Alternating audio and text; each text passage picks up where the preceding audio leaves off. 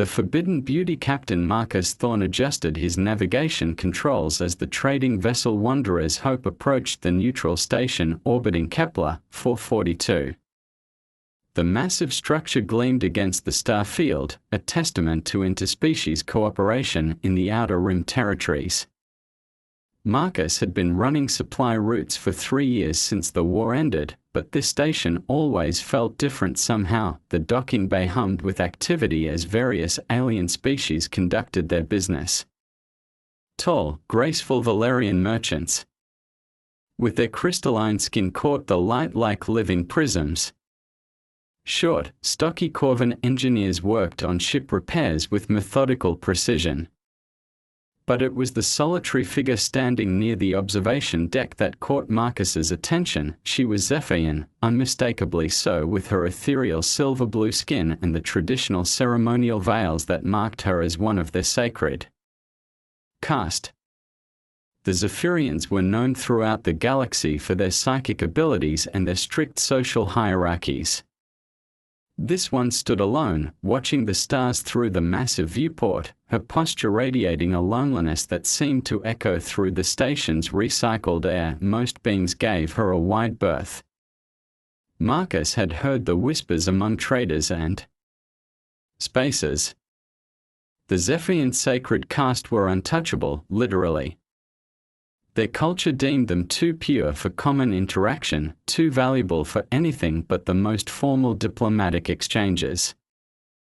They were living treasures, kept isolated and protected like museum pieces, but something about her stillness, the way she held herself as if carrying an invisible weight, made Marcus pause in his routine cargo checks. He found himself walking toward the observation deck, drawn by an impulse he couldn't quite name. She noticed his approach, her large, luminous eyes turning to assess him. Most aliens would have looked away or moved on, respecting the cultural barriers that surrounded her kind. Instead, Marcus stopped a respectful distance away and simply stood there, sharing the view of the stars. "Beautiful, isn't it?" he said quietly, gesturing toward the nebula visible in the distance. "I've been flying these routes for years, but I never get tired of that sight." The Zephyrian tilted her head slightly, surprise flickering across her delicate features. Her voice, when she spoke, was like wind chimes in a gentle breeze. "You are human. Your kind rarely speaks to mine without purpose." Marcus shrugged, a simple gesture that somehow conveyed volumes. "Maybe I don't need a purpose beyond being human. Sometimes we just talk to people because they look like they could use some company." She studied him with those impossibly deep eyes, as if trying to decipher some complex equation. Around them, the station continued its busy rhythm, but in that small space by the viewport, two beings from different worlds found themselves sharing something rarer than any cargo. The choice to connect. Her name was Lyrian, and she had been traveling between diplomatic stations for most of her adult life. As one of the Zephyrian seers, she possessed the ability to glimpse possible futures, a gift that made her people both revered and isolated. The visions came in fragments, whispers of what might be, and lately they had been filled with images she couldn't understand. Marcus returned to the observation deck the next day, and the day after that. Their conversations started cautiously, with him sharing stories of his travels and her listening with an intensity that suggested she was cataloging every word. Gradually, she began to share her own experiences, speaking of worlds she had visited. Only in an official capacity, never as herself. "Do you ever wonder what it would be like to choose your own path?" she asked one evening as they watched a cargo freighter depart for the inner systems. Marcus considered the question seriously.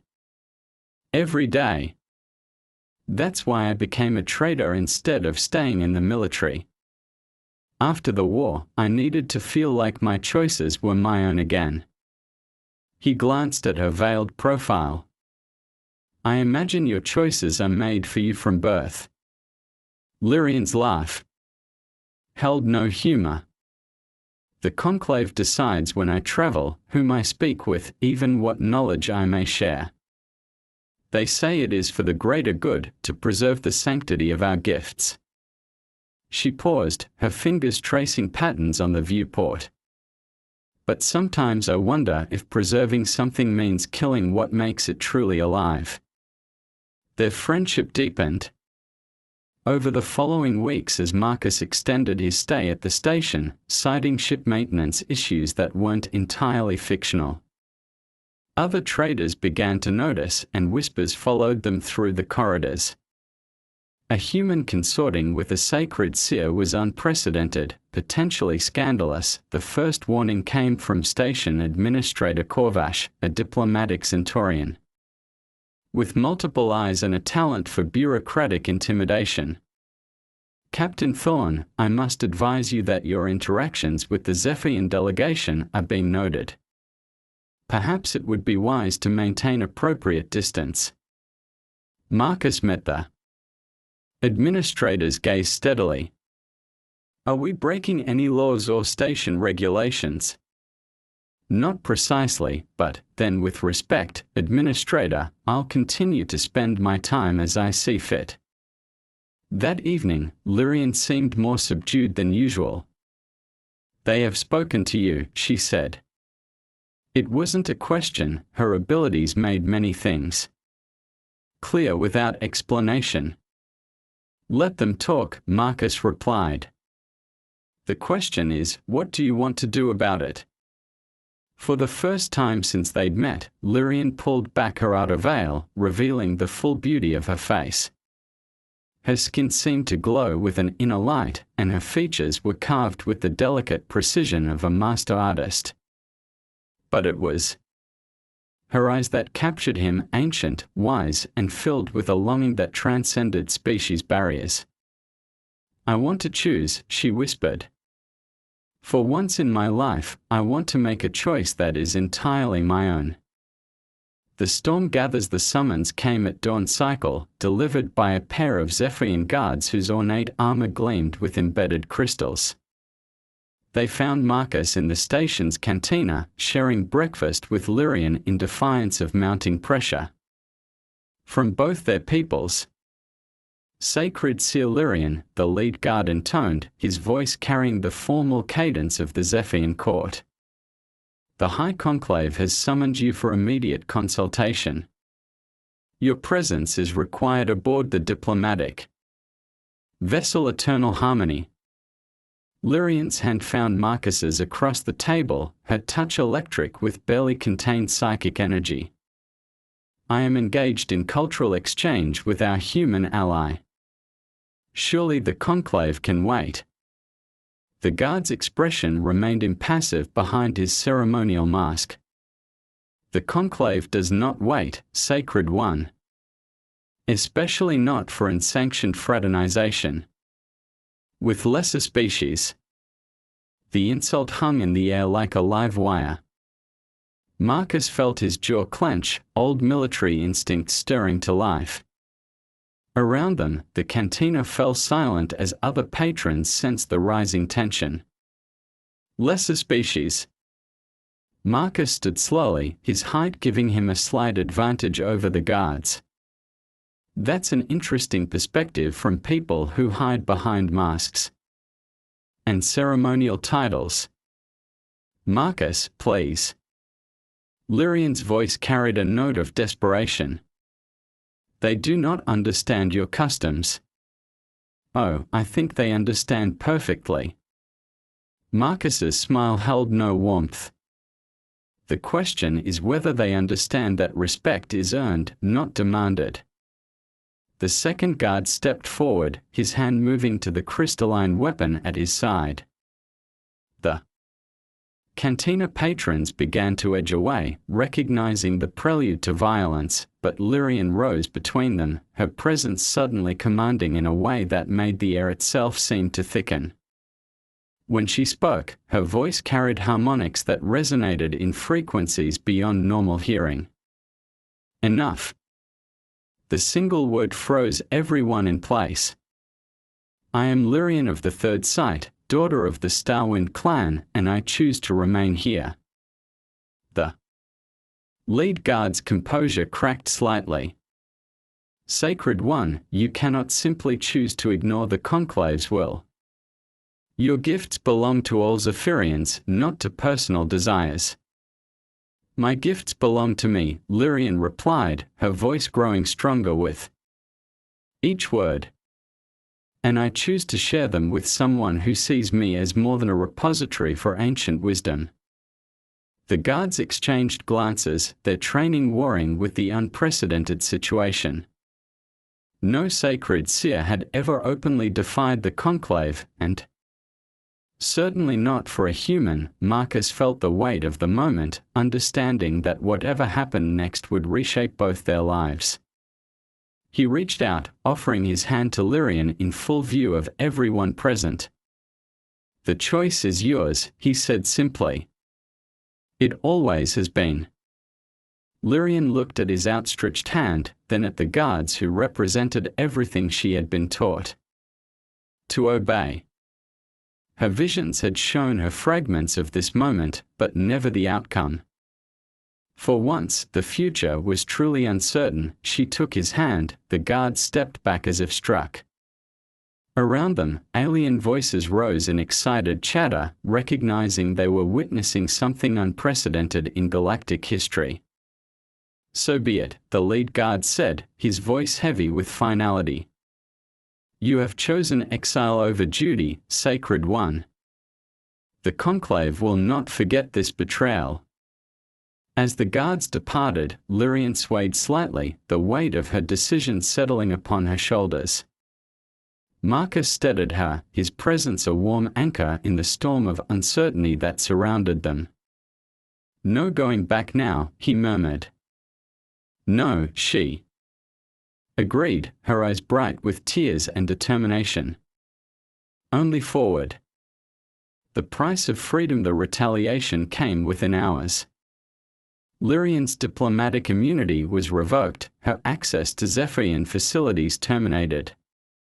And a formal complaint was filed with the Galactic Trade Commission alleging that Captain Marcus Thorne had violated interspecies protocol through cultural contamination of a sacred seer, but it was the psychic assault that nearly broke her. Marcus found Lyrian in her quarters, curled on the floor and shaking as waves of mental static crashed against her consciousness. The Zephyrian Conclave had deployed their most powerful psychics to sever her connection to the collective consciousness that had guided her people for millennia. "They are trying to burn out my abilities," she gasped, her skin flickering between its normal silver blue and an alarming pale white. "To make me nothing more than an empty shell."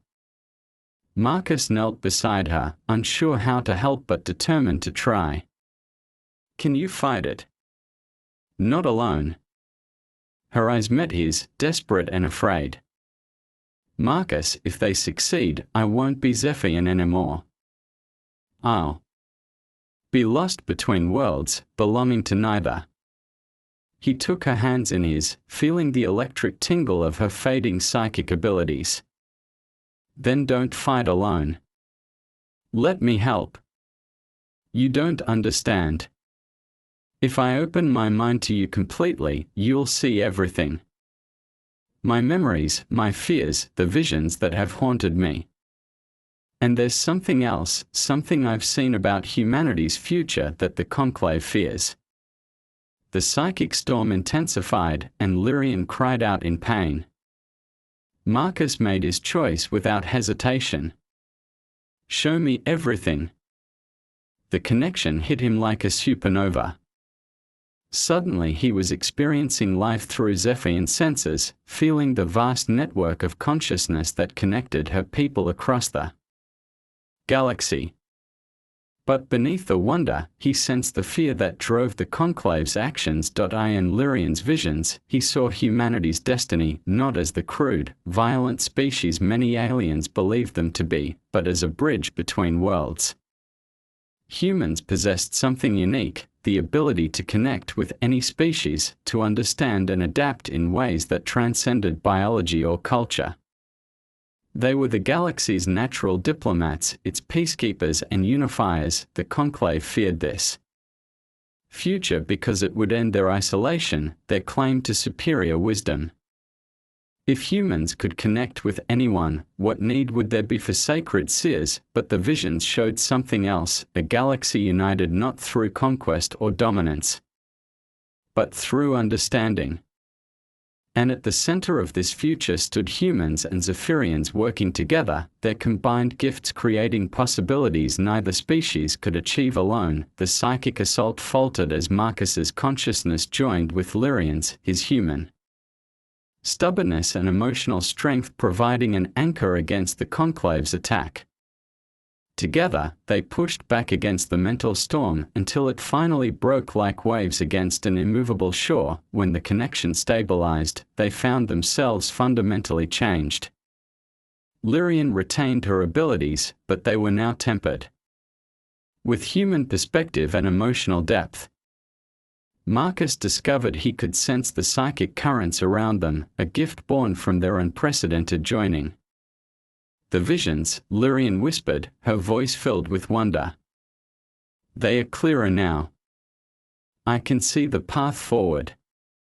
Marcus helped her to her feet, both of them trembling from the psychic ordeal. What do you see? She smiled, and for the first time since he'd known her, it held no trace of sadness. I see us choosing our own destiny. And I see the galaxy changing because we dared to reach across the void and trust each other. Through the viewport, the stars seemed brighter somehow, full of infinite possibility. The new dawn 6 months later, the small trading post they had established on the frontier world of Haven's Edge had become something unprecedented in galactic history, a neutral ground where any species could come to resolve conflicts through understanding rather than force. Marcus stood in the main hall, watching as a delegation of Corvan miners worked through a territorial dispute with Valerian settlers, guided by Lyrian's enhanced psychic insights and his own diplomatic instincts. What had begun as a simple love story between two outcasts had evolved into something that was reshaping interspecies relations across the galaxy. The Conclave has sent another message, Lyrian announced, entering with a data pad in hand. Her appearance had changed over the months. She still wore the traditional veils, but now by choice rather than obligation, and her bearing carried a confidence that came from choosing her own path. Let me guess, Marcus replied with a wry smile. They want their sacred seer back, and they are prepared to offer us a fortune to make that happen. Close. They are offering to recognize our relationship and establish formal diplomatic ties with Haven's Edge. Lyrian's eyes sparkled with mischief. Apparently, our success here has made them reconsider their position on human-Zephyrian cooperation. Marcus laughed, a sound that had become more common as their work brought results. And what did you tell them? That we are honored by their offer, but Haven's Edge belongs to all species equally. If they want diplomatic ties, they'll have to earn them like everyone else. Their conversation was interrupted by the arrival of a human delegation from the inner systems. Marcus recognized the lead figure, Admiral Patricia Voss, his former commanding officer from the war years. Captain Thorne, she said, extending her hand in greeting. I have to admit, when I heard you'd gone native with an alien mystic, I thought you'd lost your mind. Now I'm wondering if you might be the sanest person in the galaxy. Marcus shook her hand, noting the respect in her tone. What brings you to Haven's Edge, Admiral? The Galactic Council wants to formalize what you've built here. They are proposing to establish Haven's Edge as an official mediation center, with full backing from the major powers. She paused, studying the diverse groups working together throughout the hall. They want you two to head it up. Lyrian joined them, her presence immediately commanding attention from the human delegation. Even after months of success, most humans were still awed by proximity to a Zephyr seer.